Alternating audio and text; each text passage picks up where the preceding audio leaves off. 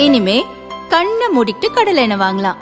ஏன்னா மந்த்ரா கடலை எண்ணெய் இதயத்தின் தயாரிப்பு. வறுக்க பொரிக்க ஏன் எல்லா சமையலுக்கும் மந்த்ரா தான். மந்த்ரா கடலை எண்ணெய், அபார ருசி, ஆரோக்கியமான உடல் நலம். தேர்தல் களம் 2024 மிக அழகாக சூடு பிடித்து வருது சார். கோவையும் தேர்தல் களம் அப்படிங்கிற போது அந்த கோவையோட தேர்தல் களத்தோட சுவாரஸ்யங்களை சொல்லுங்க சார். கோவை தமிழ்நாட்டோட மேற்கு தமிழகத்தில் இருக்கிற ஒரு ஊர். ஆனால் இந்த அரசியல் வரலாற்றிலும் தேர்தல் வரலாற்றிலும் பார்த்திங்கன்னா ஒரு நீக்கமர நிறைஞ்சிருக்கிற மாதிரியான ஒரு பகுதின்னே சொல்லணும். முதலாக வந்து இந்த நவீன தேர்தல் முறை வந்து நமக்கு பிரிட்டிஷ் காலத்தில் அறிமுகமாகி இருந்தாலும் இந்தியா சுதந்திரம் பெற்றதுக்கு அப்புறம் தான் வந்து இது சூடு பிடிக்க தொடங்குச்சுன்னே சொல்லணும்.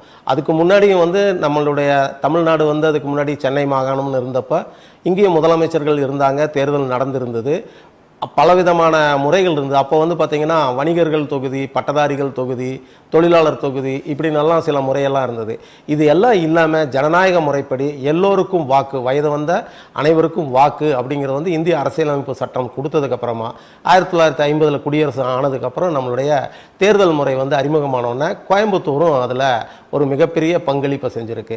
அதுக்கு முன்னாடியே ஒரு மிகப்பெரிய ஒரு பங்களிப்புன்னு சொல்லணும்னு பார்த்தீங்கன்னா ஆட்சி மாற்றம், சமூக மாற்றம், அரசியல் மாற்றம் இதெல்லாம் பண்ணுறதுக்கான ஒரு கருவியாக வந்துட்டு சினிமா அப்படிங்கிற கலைத்துறையை வந்து பயன்படுத்த முடியும் அப்படிங்கிறதுக்கு ஒரு எக்ஸ்பெரிமெண்டல் மாடல் அப்படின்னு பார்த்தீங்கன்னா அது கோயம்புத்தூரில் தான் நடந்ததுன்னு சொல்லணும்.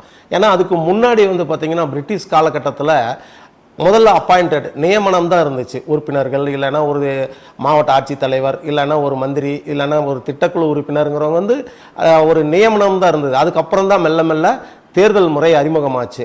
அந்த மாதிரி தேர்தல் முறை அறிமுகமாகி வரும்போது அப்பவும் கூட நமக்கு ஒரு நிர்பந்தம் என்ன இருந்ததுன்னா சுதந்திர போராட்டம் ஒரு பக்கம் இருந்தது. அதனால் முழுமையான ஆட்சி முறைக்கான அரசியல் வந்து இங்கே இல்லை. 1950க்கு அப்புறம் நம்மை நாமே ஆளுகின்ற ஜனநாயக முறைக்கு வந்துட்டோம். அப்போது அந்த காலகட்டத்தில் பார்த்திங்கன்னா காங்கிரஸ் தான் வந்து தனிப்பெரும் கட்சி. அப்போ மக்களும் மிக பெரும்பாலானவர்கள் வந்து அதை ஆதரிச்சிருந்தாங்க. தொழிலாளர் இயக்கமும் முதல்ல அங்கே தான் தொடங்குச்சு. அதோட ஒரு பிரிவாக வந்து அது பிறகு கம்யூனிஸ்டாகவும் மாறுது. இவையெல்லாம் கட்சியாக பதிவு பெற்றதுக்கு அப்புறம் பார்த்திங்கன்னா அங்கேயும் சில கலைத்துறை சார்ந்தவர்கள் இருந்தாலும் கூட இதை மிகப்பெரிய கருவியாக பயன்படுத்த முடியணும். இந்த 2026 வரைக்கும் சினிமா அப்படிங்கிற ஒரு பெரிய கருவியை கண்டுபிடிச்சி எக்ஸ்பெரிமெண்ட் செஞ்சு பார்த்ததுன்னு பார்த்திங்கன்னா அது களம் வந்து கோவை தான். முதல்ல பார்த்திங்கன்னா அறிஞர் அண்ணா என்று அழைக்கப்படுகின்ற CN அண்ணாதுரை அவர் வந்து வேலைக்காரிங்கிற படத்துக்கு வந்து ஒரு கதை வசனம் எழுதுகிறார், சமூக படம். அதிலிருந்து ஆரம்பித்து அவரை பின்தொடர்ந்து வந்த கலைஞர் மு கருணாநிதி, நடிப்பு துறையில் வந்த MG ராமச்சந்திரன், இவங்க 3 பேருமே வந்து ஆட்சி கட்டில் ஏறதுக்கு வந்து ஒரு அடிப்படையாக அமைஞ்சது, ஒரு பிரபலம் பெறுவதற்கான ஒரு இதுன்னு பார்த்தீங்கன்னா அது கோயம்புத்தூரில் தான் கிடைச்சதுன்னு சொல்லணும். இங்கே இருக்கிற அந்த சிங்கநல்லூர் பக்கத்தில் இருக்கிற சென்ட்ரல் ஸ்டுடியோ அங்கிருந்து தான் வந்து இந்த தளம் அமைஞ்சது. அதன் பிறகு அது சென்னைக்கு இடம்பெயர்ந்தாலுமே கூட கலைத்துறையின் பங்களிப்பு இல்லாமல் இன்றைக்கு வரைக்கும் அரசியல் துறை இல்லை என்றே சொல்லலாம். அந்த அளவுக்கு பிரபலம் பெற்று விளங்குகிறது.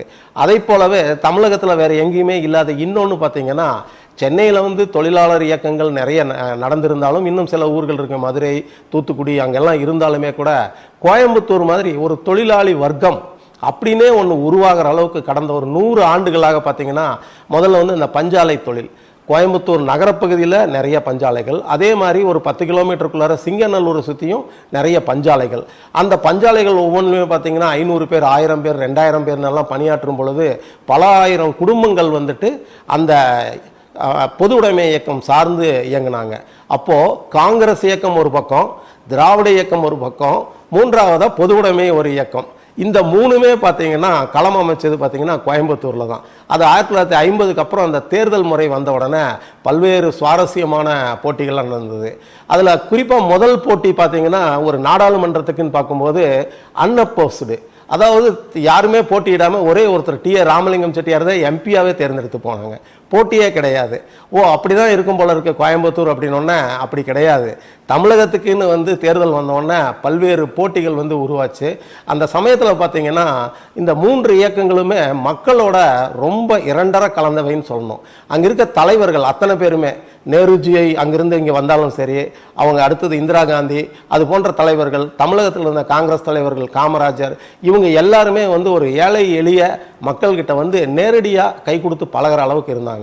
அதுக்கு கொஞ்சமும் குறையாமல் வழக்கமாக தொழிலாளர்கள் அப்படிங்கும் போதே அவங்க ஒரு தொழிலாளர் லெவலில் தான் இருக்காங்க.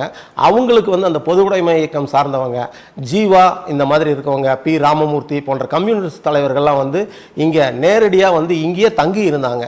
தங்கி தேர்தல் பணியெல்லாம் பார்த்துருக்காங்க. அவங்க கூடவே இந்த தொழிலாளர்கள்லாம் இயங்கினதை இந்த தேர்தல் களம் வந்து கோவை அரசியல் களம் பார்த்தது. அதுக்கு கொஞ்சமும் குறையாமல் 1950களில் ஆரம்பித்தாலும் 60, 70களில் பார்த்தீங்கன்னா திராவிட இயக்கங்கள், அது அறிஞர் அண்ணாவாக இருக்கலாம், கலைஞர் கருணாநிதியாக இருக்கலாம், எம்ஜிஆராக இருக்கலாம், இவங்க எல்லாருமே பார்த்தீங்கன்னா ஒரு குடும்பம் போல் வந்து அந்த தொண்டர்கள்கிட்ட பழகினாங்க. எல்லாமே அண்ணா, தம்பி, அம்மா, அக்கா அந்த மாதிரி. இப்போது அறிஞர் அண்ணா காலத்திலேயே சொல்லுவாங்க, அவருடைய காலத்தில் இங்கே கோயம்புத்தூருக்கு வரும்போது இந்த தேர்தல் இதெல்லாம் பண்ணும்போது அவர் காலையில் எங்கே சாப்பிட்றாரு அப்படின்னு பார்த்தீங்கன்னா ஒரு தொண்டரோட வீட்டில் தான் போய் சாப்பிடுவார். இன்னும் சொல்ல போனால் சில கிராம பகுதிக்கு போனால் அவங்க ஒரு குடிசையில் போய் உட்காந்து சாப்பிட்டதாக செய்தியெல்லாம் இருக்குது. அதுக்காக பணக்காரங்க வீட்டுக்கு போக மாட்டாங்க கிடையாது. அந்த கட்சி சார்ந்தவங்க இருந்தால் தொண்டர்களோட அங்கேயும் போவாங்க. யார் எதிர்கட்சியாக இருக்காங்களோ அந்த கிராமத்தில் அவங்க வீட்டுக்குமே வந்து மாற்றுக் கட்சியினர்னெல்லாம் பார்க்காம தலைவர் வந்திருக்காரு வாங்க சாப்பிட்லான்னு இவங்க போய் சாப்பிடுவாங்க. அந்த மாதிரி ஒருத்தருக்கு ஒருத்தர் வந்துட்டு ஒரு ரொம்ப அந்யோன்யமாக இருந்த ஒரு இடமா வந்து இந்த கோயம்புத்தூர் இருந்திருக்கு. தேர்தல் காலம் போட்டி இருக்கும். பொது உடைமை இயக்கத்துக்கும் திராவிட இயக்கத்துக்கும் போட்டி, திராவிட இயக்கத்துக்கும் காங்கிரஸ் இயக்கத்துக்கும் போட்டி. ஆனால் தேர்தல் அப்படிங்கும்போது ஒரு விளையாட்டு போட்டியில் எப்படி விளையாட்டு வீரர்கள் வந்து எந்த விதமான வேறுபாடும் இது பண்ணாமல் ஒரு ஸ்போர்ட்ஸ்மேன் ஸ்பிரிட்டுமாங்க, அந்த மாதிரி வந்து இவங்க களமாடி இருக்காங்க. இதை தொடர்ந்து பார்க்க முடிஞ்சிருக்கு. இது போக இன்னொன்று பார்த்தீங்கன்னா இங்கே வந்த தலைவர்கள் அந்த பேச்சு அவங்களோட இது பார்த்தீங்கன்னா சூறாவளி சுற்றுப்பயணம் ஒரு பக்கம் இருந்தாலுமே கூட வந்துட்டு ஒரு 3 மணி நேரம் 5 மணி நேரம் தாமதம் வந்தால், குறிப்பாக வந்து எம்ஜிஆர் போன்றவர்கள்லாம் வரும்போது அவங்க வர வழியிலே நிறுத்தி தான் வருவாங்க. ஒரு ரயில் வந்தால் கூட நிறுத்திடுவாங்க. மகாத்மா காந்திக்கு அந்த மாதிரி நிறுத்தி தான் சொல்லுவாங்க. இங்கேயும் வரும்போது அந்த கூட்டங்களுக்கு வந்து நேரம் ஆகிடும். ஆனால் அத்தனை பேருமே வந்திருக்க தொண்டர்கள் இப்போ கோயம்புத்தூர் நகரத்தில் தான் வந்து அந்த கூட்டம் நடக்கும். குறிப்பாக ராஜவீதியில் இருக்க அந்த தேர்நிலை திடல்பாங்க, தெப்பக்குளம் மைதானம், இந்த மாதிரியான முக்கியமான இடத்துல தான் வந்து அந்த கூட்டம் நடக்கும். அதுக்கு மேட்டுப்பாளையத்திலிருந்து, தொண்டாமுத்தூர்லேருந்து, கிணத்துக்கடவுலேருந்தெல்லாம் சைக்கிள்லேயும் நடந்தும் நிறைய பேர் வருவாங்க. அவங்க எல்லாம் வந்து 10 மணி கூட்டம் அப்படின்னு போயிடலான்னு நினச்சாங்கன்னா இரவு 2 மணி 3 மணி ஆகும்.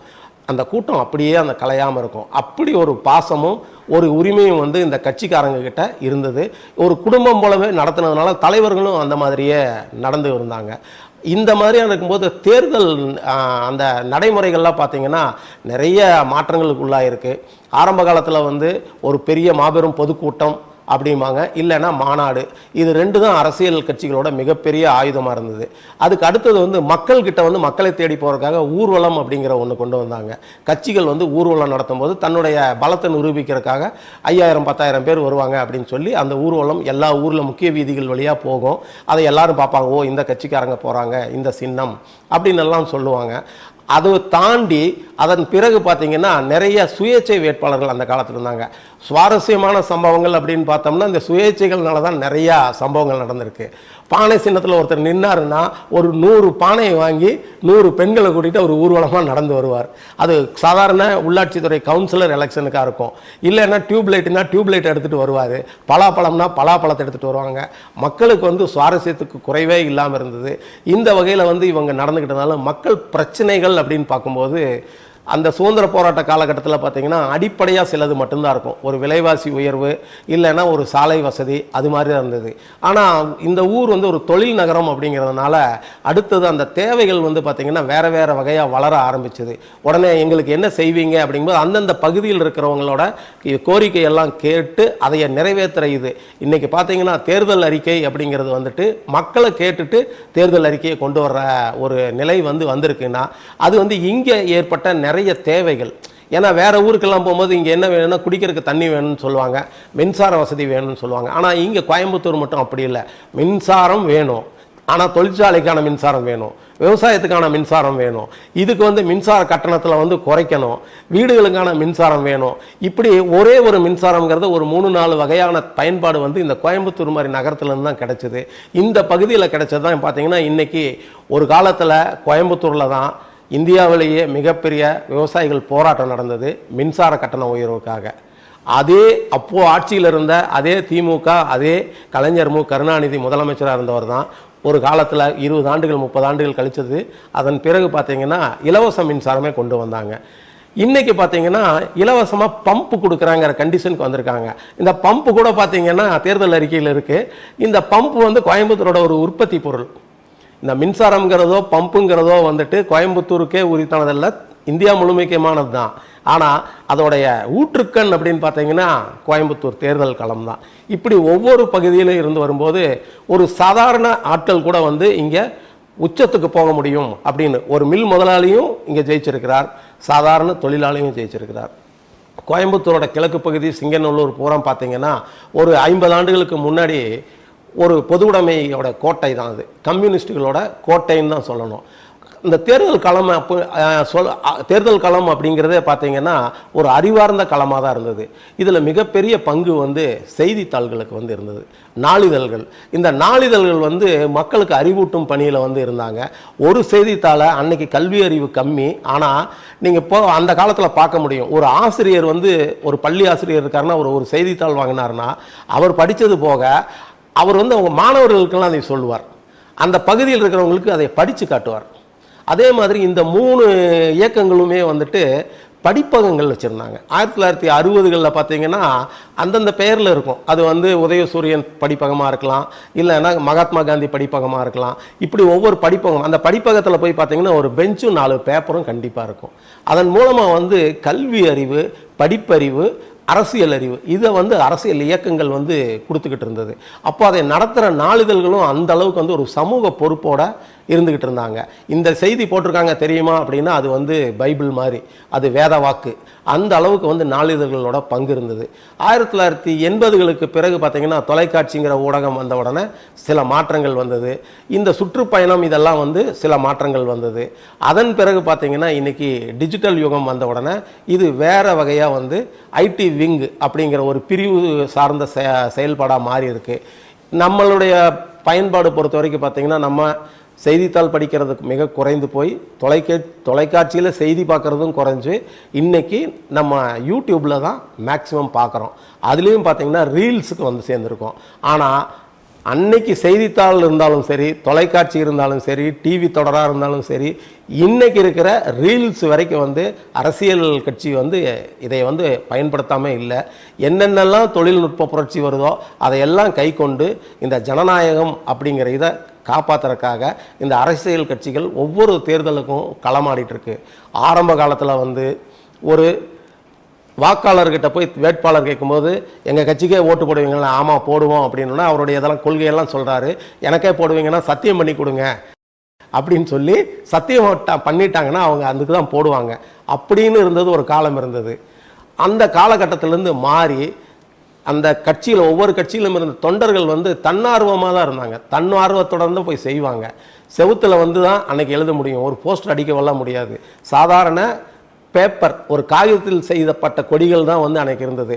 அதை இரவெல்லாம் உட்காந்து ஒட்டுவாங்க. தேர்தல்ங்கிறது ஒரு திருவிழா. எப்படி வந்து இந்தியாவில் வந்து மற்ற திருவிழா இருக்குதோ அதே மாதிரி ஒரு மிகப்பெரிய ஜனநாயக திருவிழாவாக தான் இந்த இருந்தது. அது கோயம்புத்தூரில் அந்தந்த பகுதிக்கு போய் பார்க்கும்போது அந்த மன்றங்கள், அந்த படிப்பகங்கள்கிட்ட அந்த தேர்தல் நடைபெற காலத்தில் பூரா இதை வச்சு உட்கார்ந்துருப்பாங்க.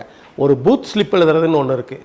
அந்த பூத் ஸ்லிப் எழுதுறதுலேருந்து, இந்த கொடி ஒட்டுறதுலேருந்து, கொடி கட்டுறதுலேருந்து, பொதுக்கூட்டத்துக்கான மேடை ஏற்பாடு, அதை எப்படி நடத்துறது, அடுத்த தலைவர் என்ன பேசுவார் அப்படின்னு அந்த அனுபவசாலிகளுக்கு தெரியும். அடுத்த தலைமுறை அதை கேட்டு கேட்டு தெரிஞ்சுக்குவாங்க. இப்படி ஒரு ஜனநாயக நடைமுறையை வந்து இங்கே இருக்க அரசியல் கட்சிகள் எடுத்தது. கோயம்புத்தூர் இதுக்கு ஒரு கண்கூடான சாட்சியாக வந்து இருந்துட்டு இருந்தது. ஒரு காலத்தில் ஒரு மஞ்சப்பெட்டி, சிவப்பு பெட்டியோ பச்சை பெட்டியோ அந்த மாதிரி ஒரு வண்ணங்களை வச்சு இந்த கட்சியை வந்து முடிவு பண்ணுற காலம் ஒன்று இருந்துச்சு. அதில் தான் ஓட்டு போடுவாங்க. அன்றைக்கி வந்து படிப்பறிவு மிக குறைந்திருந்த காலகட்டம். அதன் பிறகு பார்த்திங்கன்னா ஒரு வாக்கு சீட்டுன்னு வந்துருச்சு. அதில் சின்னமும் அதுக்காக தான் கொண்டு வந்தாங்க. இன்றைக்கி படிப்பறிவு அதிகமாகிருச்சு. இன்றைக்கி அதை பார்த்திங்கன்னா அந்த வாக்கு சீட்டிலிருந்து மாறி நம்ம மின்னணு இதுக்கு முறைக்கு வந்துட்டோம். அந்த வகையில் வந்து அந்த தொழில்நுட்ப வளர்ச்சியும் வந்து நம்ம ஜனநாயகமாக எப்படியெல்லாம் கொண்டு வர முடியுமோ அப்படி கொண்டு வந்திருக்கிறோம். இந்த 100 ஆண்டுகளில் வந்து பார்த்திங்கன்னா உலகம் எங்கும் பல இடங்களில் வந்து ஜனநாயக முறை வந்து அறிமுகப்படுத்தப்பட்டிருந்தாலும் நடைமுறையில் தொடர்ந்து இருக்குதா, கால மாற்றத்தை தாக்கு பிடிச்சிருக்கான்னு பார்த்தீங்கன்னா இல்லைன்னு தான் சொல்லணும். இந்தியாவில் குறிப்பாக தமிழ்நாட்டில் வந்து மிக அற்புதமாக இந்த ஜனநாயக நடைமுறை வந்து பின்பற்றப்பட்டு வருகிறது. அதனுடைய சிகரமாக வந்து இந்த தேர்தலை சொல்லலாம். அதுலேயும் குறிப்பாக இந்தியாவோட 3 பெரிய சக்திகள் அப்படின்னு சொல்கிற மாதிரியான ஒரு தேசிய சக்தி, ஒரு பொதுவுடைமை சக்தி, ஒரு திராவிடம், அதாவது பிராந்தியம்னு வச்சுக்கலாம். இந்த மாதிரியான 3 இதுவுமே களமாடக்கூடிய ஒரு பகுதியாக, அதுக்கு அடிப்படையாக வந்து அறிவார்ந்த செயல்பாடுகள் ஒரு புறமும், சினிமா மாதிரியான கவர்ச்சிகரமான செயல்பாடுகள் ஒரு புறமும் கொடுத்தது எதுன்னு பார்த்தீங்கன்னா நம்ம கோயம்புத்தூர் அப்படின்னு கண்டிப்பாக சொல்லலாம். அந்த வகையில் 2026 தேர்தலும் இதுக்கான எல்லா அம்சங்களோடவும் களம் கண்டிருக்கிறது.